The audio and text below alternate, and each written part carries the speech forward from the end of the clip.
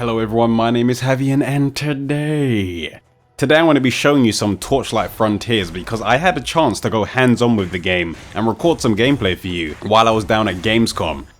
While I was there I spoke with Max Schaefer and Justin Miller from Extra Games and Johannes Braun from Perfect World, and now I have a better understanding of how this shared world Torchlight game is going to work. The gameplay I'll be showing you is still very early in development, but it should give you a good idea of how the game will play. In this build I had access to one town, one shared area, one dungeon, and the classes Dusk Mage and the Forge. In the shared areas you'll be able to see other players running around with you, and even if another player nearby kills an enemy, you'll still be able to pick up the loot that they drop, since everything that drops on your screen belongs to you. The shared areas won't be procedurally generated like the private areas. There's going to be some kind of randomization schedule that they're going to be on for a set period of time. This is so if people are questing, they can still find their way through the areas and get back to where they need to be. But eventually, after some time, the layout of the area will change. So if you go back to an area after a few days, there's a good chance it's going to be different. The areas are going to have their own day and night cycle with certain enemies and possibly resources that you can gather depending on the type of day. During the daytime in the area that I was in, goblins spawned, and during night times it was skeletons that were in the area. And based on what was said, it doesn't seem like you'll need to complete the whole zone before you need to move on to a completely different one. It seems like you'll be able to jump from zone to zone freely, but each zone is going to have its own progression and you'll need to gear up for that particular area. So I'm going to assume that if I decided I didn't want to be in the forest area one day, I could move over to the desert area, for instance, and progress through that one instead.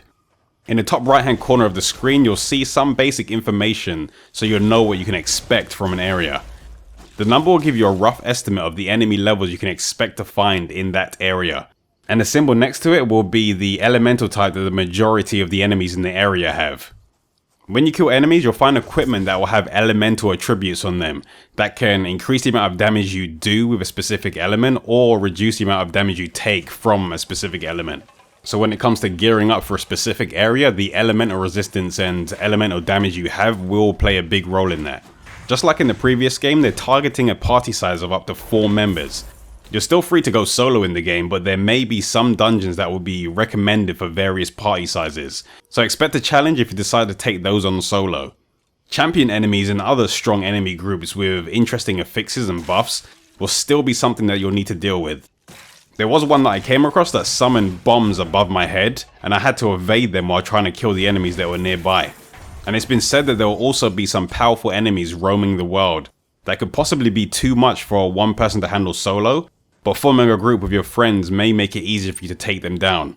Based on what was said while I was talking with Max and Justin, there seems to be a few different ways that you'll be able to progress and increase the power of your characters.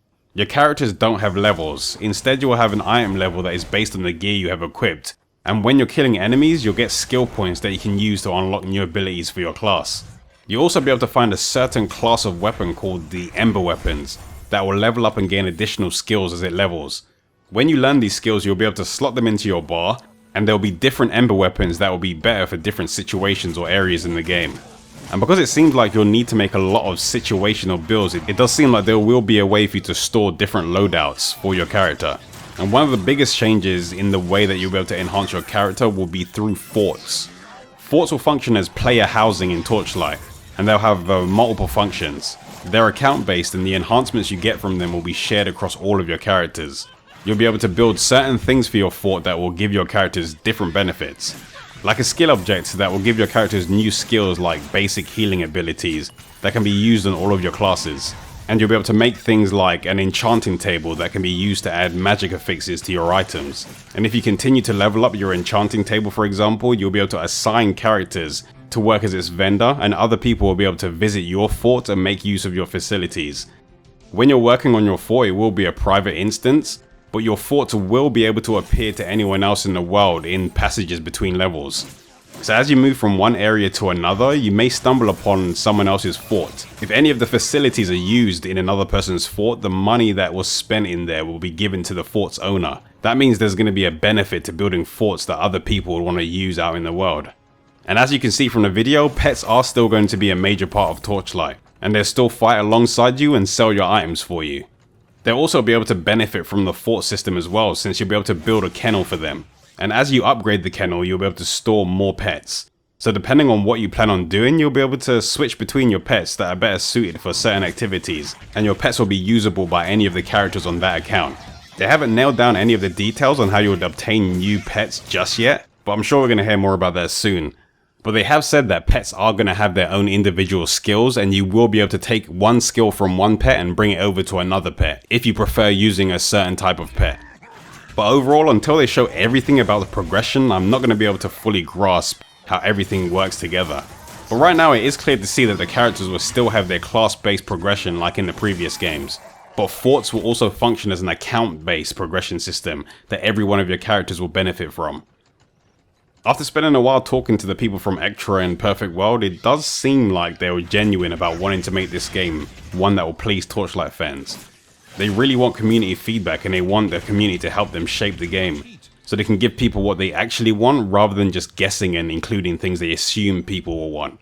They already have an official Discord server that I'll link in the description, so head over there and speak with other members of the community or share your feedback with the developers as they continue to share more information about the game. They've wanted to create a shared world action RPG for a while now, so now that they are actually doing it, it's going to be a bit of a balancing act to keep existing fans happy while trying to achieve what they've envisioned for the game. This is expected to be a free-to-play game, and they'll want to share their monetization options with the community so they can get feedback when they're ready, just so they can see if they can reach a solution that everyone will be happy with. There are similar free-to-play games out there that are running with monetization systems that keep their fanbases pleased, so hopefully they're not going to need to look too far for inspiration. They clearly stated they don't want any loot boxes or pay-to-win of any kind, and they don't want to add anything that interrupts the basic loop of you going out there and finding something cool for yourself. And since this game will be releasing on PS4 and Xbox One along with the PC, there is controller support for the game, and it works surprisingly well from what I tried. The accuracy of certain skills needs to be tweaked, but as of right now it did feel comfortable to use in gameplay and in the menus. I did ask about WASD movement controls, and it was said that that could be something that would be considered for people that prefer that kind of movement scheme over clicking with a mouse. So if you're not someone that likes click to move and you're not really a fan of controllers, there may be another option there for you. But one thing I did notice while I was playing is stats like strength, dexterity and focus, and gear requirements were nowhere to be seen. These kind of things could be something that's part of the fort system, or maybe it's not inside of there because it's a very early build of the game. But I do want to see where the complexity of planning your builds is going to come from.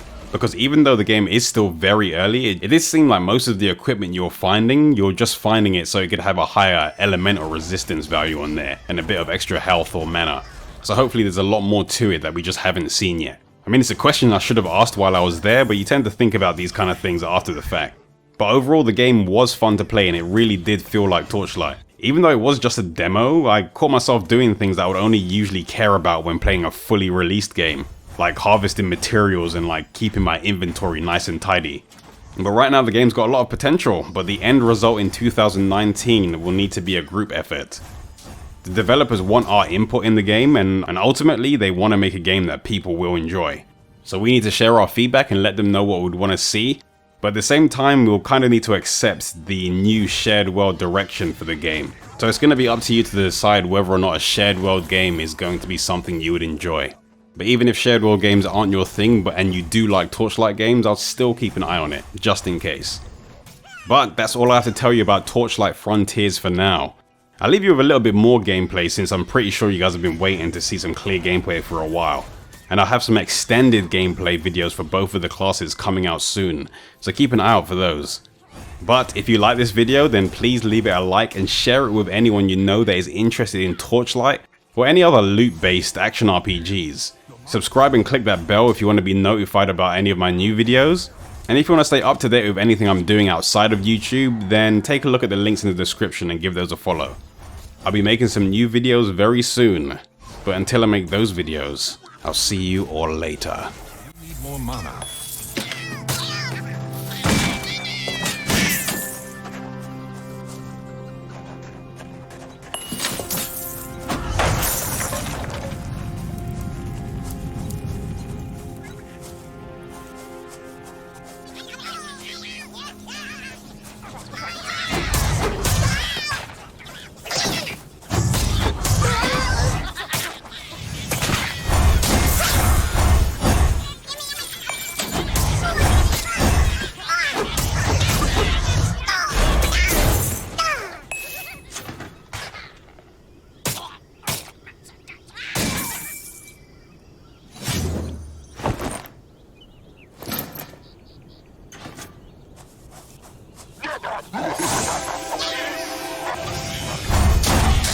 sufficient mana.